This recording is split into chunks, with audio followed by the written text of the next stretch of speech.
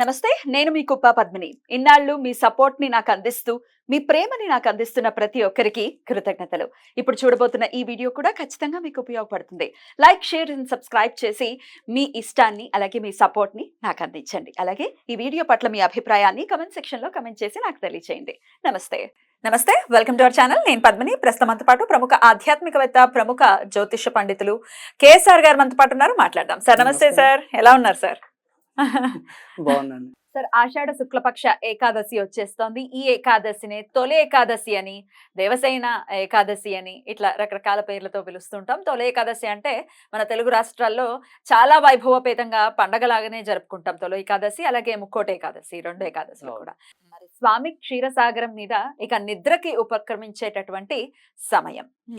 మరి ఈ ఏకాదశి అత్యంత పరమ పవిత్రమైనది. ఖచ్చితంగా చేసుకోవాలి. అందులో ఎటువంటి సందేహం లేదు. నిద్ర అంటే మనలాగా నిద్రపోవడం కాదు కదా. యోగ నిద్రలో ఉండి ఇంకాస్త కీన్ గా అబ్జర్వ్ చేస్తూ ఉంటారు స్వామి నువ్వు ఏం చేస్తున్నావు అని. సో మనం జాగ్రత్తగా ఉండాల్సిన సమయం. మరి ఏం చేయాల్సి ఉంటుందండి ఈ సమయంలో, ఈ రోజున ఎలా వినియోగించాలి? ఎందుకంటే మనకి వచ్చేప్పటికి ఏంటంటే మీరు చెప్పినట్టు 2 ఏకాదశులు చాలా ఇంపార్టెంట్. అంటే మార్గశుద్ధ ఏకాదశి నాడు చేసేది వైకుంఠ ఏకాదశి లేదా ముక్కోటి ఏకాదశి అనుకోండి. అవును. ఇప్పుడు వచ్చేది మనకి తొలి ఏకాదశి లేదా దేవసేన ఏకాదశి అనేది ఉంటుంది. తర్వాత ఇక్కడి నుంచి ఈ ఏకాదశి నుంచి, అలాగే కొంతమంది మన్నాడు ద్వాదశి నుంచి ఇప్పుడు చాతుర్మాస వ్రత దీక్షకు పూనుకోవటం అనేది కూడా ఉంటుంది. సో ఈ చాతుర్మాస వ్రత దీక్ష అన్నది కేవలం సాధకుల కోసము, తర్వాత మరి పీఠాధిపతుల కోసమో, వేరే పండితుల కోసమో కాదు. మనకి కూడా ఈ 4 నెలలు ముఖ్యమే. అంతే కదా. సో మనకి తెలుసు ప్రతి ఒక్కరికి BCG అనే వ్యాక్సిన్ అనేది ఏదైతే ఉంటుందో అది మనకి ప్రతి ఒక్కరికి పిల్లల దగ్గర నుంచి పెద్దవాళ్ళ దాకా ఆ ఇమ్యూనిటీ పవర్ని పెంచడం కోసం, ముఖ్యంగా క్షయ వ్యాధి నిర్మూలన. అంటే పాత రోజుల్లో పోలియో, క్షయ వ్యాధి అనేది ఎక్కువ ఉండేది. సో అందుకని మనం ఏమి ఇస్తాం, BCG ఇస్తాం. అదే మనకున్న ఈ 4 నెలలు కూడా మనం కూడా ఈ ఆధ్యాత్మికంగా ముందుకెళ్ళినప్పుడు పాటించవలసింది కూడా BCGనే. అది శారీరకంగా మన యొక్క ఇమ్యూనిటీ పవర్ని పెంచితే, ఇది స్పిరిచువల్ గా ఇమ్యూనిటీ పవర్ని పెంచుతుంది. పెంచితే ఏమవుతుంది? బి అంటే ఏంటి అసలు? సో బి అంటే భగవద్గీత, సి అంటే చండీమాత, తర్వాత జి అంటే గోవిందుడు, గంగా, గాయత్రి. సో BCG ప్రతి ఒక్కరు మర్చిపోకూడదు కూడా BCGనే. అంటే ఇక్కడ మనం ఏంటంటే భగవద్గీత కనుక చదువుకోవటం నేర్చుకుంటే, ముఖ్యంగా ఈ 4 నెలలు మనం చేయాల్సింది అంటే వాళ్ళగా ఏదో తపస్సు చేసే పరిస్థితి మనకు ఉండకపోవచ్చు. కనీసం రోజు భగవద్గీతలో ఎన్నో కొన్ని శ్లోకాలు చదివించడం వల్ల కూడా మనం మన జీవితాన్ని ఎలా మార్పు చేసుకోవాలనే దానికి బి. ఈ నేర్చుకున్న దానికి ఒక శక్తి కావాలి అంటే ఆవిడ చండీ అవ్వచ్చు, చాంట్ అంటే ఏదైనా సరే మంత్ర ఉచ్చారణ అనుకోండి, అది కూడా సీనే. అవును. చండీ అసలు ఈ కలియుగంలో చండీ వినాయకుడు వీళ్ళిద్దరే కదా. అదే కదా. అందుకని మరి వాళ్ళిద్దరిది హోమం కూడా మనం ఎక్కువగా చేయటం అనేది కూడా ఉంటుంది. చండీ హోమాలు, వినాయక హోమాలే ఎక్కువగా మనకు ఉంటాయి. సో అందుకని అది కూడా సీఏ. సో తర్వాత మనం ఈ యొక్క దైనందిక జీవితంలో ఎన్నో కొన్ని పాపాలు తప్పనిసరి, కొన్ని చేసేవి తెలియక చేసేవి, తెలిసి చేసేవి, ఏమైనా సరే ఈ పాపాలు మునగాలి అంటే గంగలో అయినా మునగాలి, లేదా గోవిందనామైనా జరిగించాలి, అది కూడా జిఏ. సో BCG అనేది మర్చిపోకూడదు. తర్వాత ఇక్కడికి వచ్చేప్పటికి ఏంటంటే ఈ రోజు నుంచి మనం ఇందాక మీరు చెప్పారు అంటే ఈ లక్ష్మీదేవి ఆయన యొక్క పాదాలను ఒత్తుతూ ఉంటుంది, ఆయన హాయిగా సుఖాసీనుడై నిద్రించడం అనేది ఉంటుంది. కానీ నిజానికి భగవంతుడికి మళ్ళాగా ఏమంటే అదేమంటుంది, నిద్ర, జాగృతి, తర్వాత స్వప్నావస్థ, ఈ అవస్థాత్రయం అనేది ఏది ఉండదు. కేవలం జగన్నాటక విష కోసమే నేను ఆ రకంగా నిద్రలో ఉన్నట్టు నటిస్తాను, కానీ మీ భర్తలు పడతారు అంతే కదా, ఇంకా క్లీన్ గా అనుకున్నట్టు.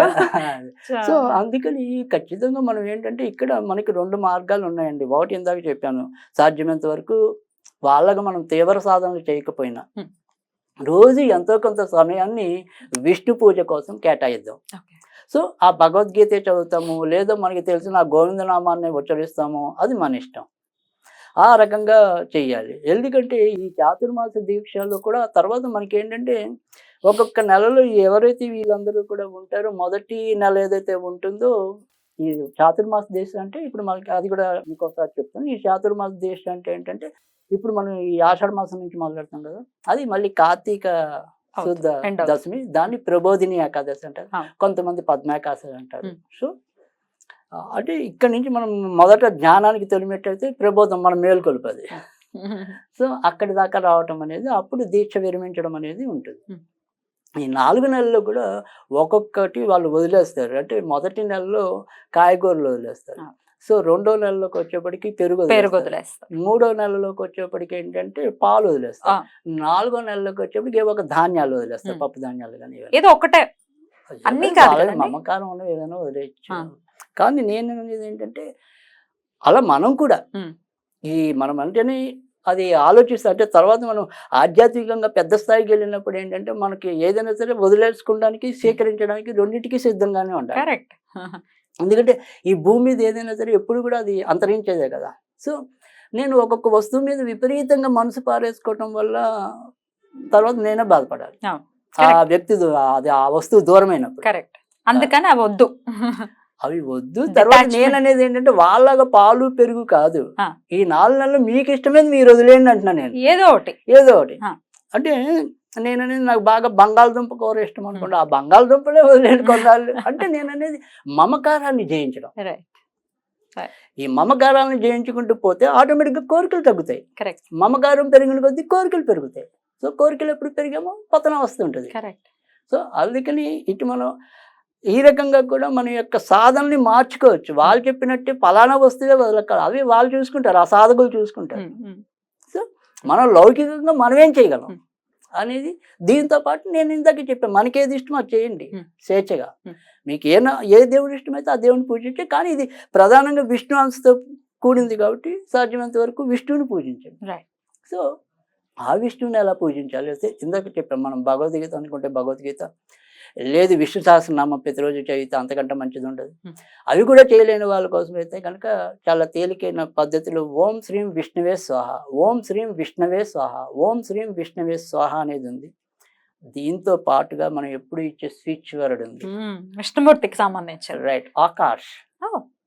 సో ఈ ఆకాష్ అనేది జపించడం వల్ల చాలా వాటికి ఉపయోగపడుతుంది. అంటే ఇది మనం ఏమంటాం, నాలెడ్జ్లో అభివ్యక్తీకరణ అంటే ఎక్స్ప్రెస్ చేసే విధానం రావాలి మనకి, లేకపోతే కమ్యూనికేషన్ గ్యాప్స్ ఏర్పడతాయి. మన దగ్గర జ్ఞానం ఉన్న మాత్రం దానికి వాగ్దాటి కానీ, మాట్లాడే విధానం కానీ, జనాల్లో మనం చొచ్చుకుపోయే విధానం కానీ లేని వాళ్ళ కోసం కూడా ఈ అంబర్ అనేది ఉపయోగపడుతుంది. అది ఆకాష్. అదే. సో తర్వాతకి వచ్చేప్పటికి ఏంటంటే ఇదే రకంగా మళ్ళీ ఏమంటారు, కొన్ని వ్యాధులకు కూడా ఇది బాగా పనికొస్తుందని చెప్పి నానుడు. ఏ రకమైన వ్యాధుల కంటే కనుక ఎవరికైతే గొంతు సంబంధించిన వ్యాధులు ఉంటాయో, తర్వాత మాట కొంతమందికి పెకలదు, మాడదాం గట్టిగా అనుకోండి, అది నెమ్మదిగా ఆ శక్తి పెరుగుతుంది, మాట్లాడే శక్తి నెమ్మదిగా పెరుగుతుంది. సో ముఖ్యంగా చిన్నప్పుడు ఏదైతే అటిజంతో బాధపడుతుంటారో అలాంటి వాళ్ళకి కూడా క్రమంగా ఇది అలవాటు చేస్తే ఆటిజం కి కూడా ఆకాష్ అనేది తప్పకుండా ఉపయోగపడటం అనేది ఉంటుంది. అంటే ఇటు శారీరక రుగ్మతలకి ఉపయోగపడుతుంది, మానసిక రుగ్మతలకి కూడా ఉపయోగపడుతుంది. ఆకాష్ అనేది ఒకటి. ఆకాశం అంత విశాలమైన వాడు, అంటే మొత్తం ఏమంటాం అన్నిట్లా సర్వత్రా వ్యాపించిన వాడు విష్ణు కాబట్టి ఆకాశం. పైగా రెండోది ఏంటంటే మనకి పంచభౌతిక తత్వాలు ఉంటాయి కదా, ఈ 5 తత్వాల్లో విష్ణుమూర్తిది ఆకాశ తత్వం. సో తర్వాత ఈ మిగతా 4 తత్వాలు ఎవరన్నా ఇంకోసారి ఎప్పుడు చెప్పుకుంటాం కానీ, బట్ ఆకాశ తత్వానికి ప్రతినిధి విష్ణుమూర్తి. సో ఏకాదశి ఎలా చేయాలి అనేది తెలిసిందే అందరికి. ఏకాదశి ఉపవాసం ఉండటం, మర్నాడు పారణ చేయటం అదంతా తెలిసిందే. సో ఖచ్చితంగా తొలి ఏకాదశి నాడు స్వామి దర్శనం కూడా ప్రత్యేకంగా చేసుకుంటూ ఉంటారు. అంతేగా ఇప్పుడు ఎవరైనా సరే ఖచ్చితంగా ఈ ఏదైతే ఈ 4 నెలల్లో కూడా, అంటే ఈ రోజు చేసుకుంటే అది కూడా అలా విష్ణు ఆలయం ఏదైనా కూడా మనం వెళ్ళొచ్చు, వెళ్ళి మనకి సంబంధించిన పూజలు ఏమైనా చేసుకున్నా కూడా మంచిది. కానీ నేను అనేది ఏంటంటే ఈ 4 నెలల్లో మనం కూడా సాధ్యమైనంత వరకు, అంటే అనుకోకుండా మరి మనకి కుదరలేదు, ఈ రోజు వెళ్ళలేకపోయాం, ఇంకా మిగతా రోజుల్లో ఉండే ఏదైనా సరే శనివారం అయినా సరే ఈ వైష్ణవాలయాలకు వెళ్ళండి. ఈ 4 నెలలు నేను అనేది ఏంటంటే ఎలాగోలా సద్వినియోగం చేసుకోండి ఆధ్యాత్మికంగా. అద్భుతం. అది తప్పకుండా మీకు ఎంతో కొంత మేలు చేస్తుంది గ్యారంటీగా. చాలా బ్యూటిఫుల్ గా ఎక్స్ప్లెయిన్ చేశారు. డెఫినెట్ గా ఒక మంచి కాలం అని చెప్పుకోవచ్చు ఖచ్చితంగా. మనల్ని ఉద్ధరించుకోవటం అనేది మనం చేయవలసిందే, అందులో ఎటువంటి సందేహం లేదు. ఆయన నిద్రపోతాడు, మనం నిద్ర లేవాలి. మనం నిద్ర లేవాలి, ఇంకా మనం నిద్రపోతే కుదరుస్తాడు. రైట్ అండి, చాలా అద్భుతంగా వివరించారు. కృతజ్ఞతలు. మీకు తొలి ఏకాదశి శుభాకాంక్షలు తెలియజేస్తూ నమస్కారం.